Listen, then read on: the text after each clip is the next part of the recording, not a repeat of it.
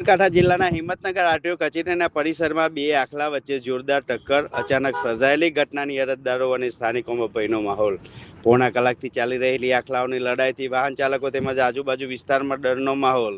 સ્થાનિકોએ ભારે જહેમત બાદ બંને આખલાઓને એકબીજાથી છૂટા પાડ્યા. સદનસીબે સમગ્ર ઘટના કોઈ જાનહાનિ કે ઈજા નોંધાઈ નહીં. થોડા સમય માટે આરટીઓ કચેરીની અવરજવર માટે કામગીરી પર પ્રભાવિત.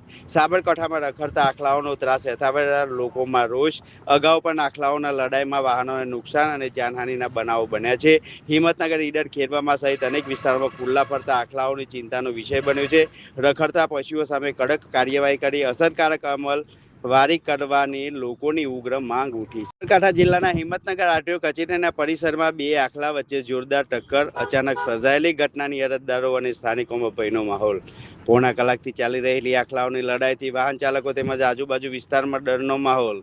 સ્થાનિકોએ ભારે જહેમત બાદ બંને આખલાઓને એકબીજાથી છૂટા પાડ્યા. સદનસીબે સમગ્ર ઘટના કોઈ જાનહાનિ કે ઈજા નોંધાઈ નહીં. થોડા સમય માટે આરટીઓ કચેરીની અવરજવર માટે કામ